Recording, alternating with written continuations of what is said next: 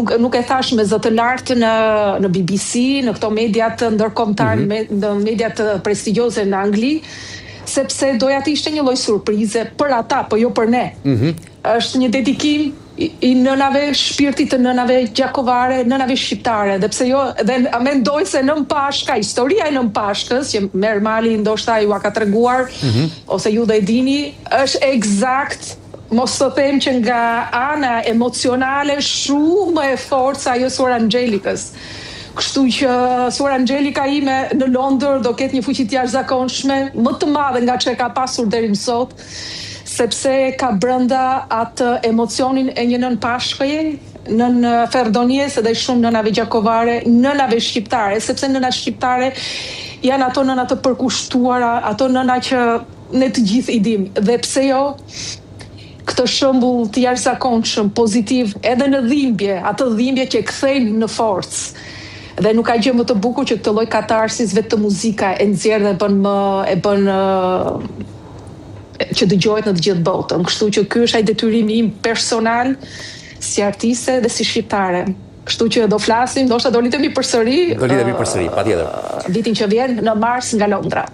Ermal, ideja ishte paralel edhe për të realizuar dokumentarin me shfaqjen, apo jo? Se nuk mund të humbeshin ato që nuk i shikonte dot publiku në skenë, ai që do ndishte shfaqjen. Pra kemi pjesë para dhe pas.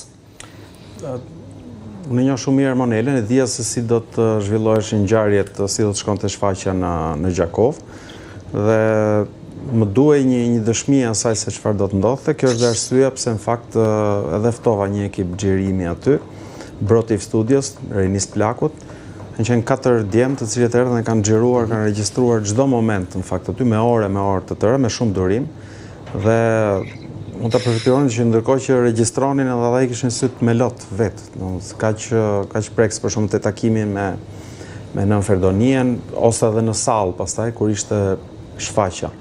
Kështu që unë doja një lloj kujtimi për ta patur, për të dokumentuar, sepse shfaqja është një gjë, po ajo çfarë ndodh përpara shfaqjes, gjatë shfaqjes, mbas shfaqjes pastaj, i jep një kuptim edhe më të plotë. Për shembull, njerëzit që ishin aty në sallë shohin shfaqjen, dedikimin që Ermonela i bën Nën Ferdonies dhe nënave gjakovare, që kanë pasur tragjeditë e tyre, kanë humbur familjarët gjatë luftës, por njerëzit nuk e dinin në fakt që Ermonela paradite vetëm pak orë më përpara ka qenë dhe takoi pikërisht Nën Ferdonien. Prandaj dokumentari jep një dimension më pak artistik ndoshta, jo si shfaqja, por patjetër që ka një dimension dokumentar që tregon edhe se si u ngrit ajo shfaqje. Dhe ajo shfaqje në fakt është një gjë e papërsëritshme, unë nuk besoj që mund të realizohet më prap, prandaj edhe ky dokumentar ka një lloj vlerë. Por mu ka vlerë shpirtërore natyrisht, për Ermonelen gjithashtu, besoj, nuk është një dokumentar që është bërë me pretendimin për të bërë mrekullira, një dokumentar me qëllimin për të bërë dokumentar në vetvete, por është një dëshmi e asaj se çfarë ka ndodhur, një dëshmi e asaj se si funksionon në fakt edhe lidhja një artisti si Ermonela me realitetin, me dramat reale njerëzore.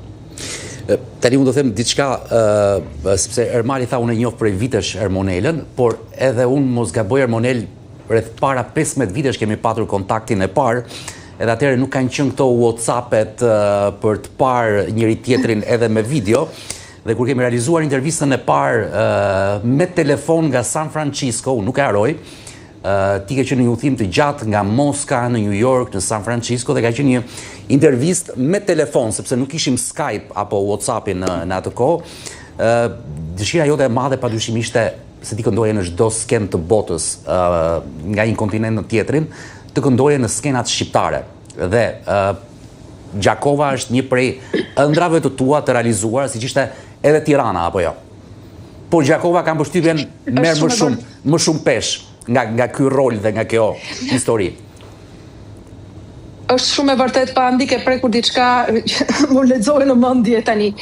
Unë kthehem shumë shpesh në Tiranë sepse është edhe një shembull. Unë dola nga ai vend dhe është një shembull për brezat e rinj për të treguar që çfarë rrugëtimi gjatë merr të bësh ai që do ti të bësh, në rastin tim një artiste. Nuk është se jo të gjithë kanë një talent jashtëzakonshëm, por është puna e jashtëzakonshme që të bën të arrish aty ku ka arritur. Dhe doja këtë gjë gjithmonë të bëj diçka e përhershme që të vija të këndoja në Tiranë, të tregoja edhe zhvillimin e punës time si artiste dhe ta tregoja në Tiranë. Por gjithmonë më ka munguar diçka, më ka munguar sepse vija këndoja këto galat, sigurisht në mbrëmjet me arje të ndryshme, më po të gjithë repertorin botëror, nga arjet më të vështira etj, por qëndronte pak thjesht tek ajo ja po këndon këtë arje nga kjo opera, nga ajo opera, po mungonte diçka, një lidhje shumë më shpirtërore, shumë më marr këtu në thellësi. Dhe Gjakova ishte eksakt ajo që ishte perfekte, sepse gjuha e shpirtit shkonte nga shpirti në shpirt,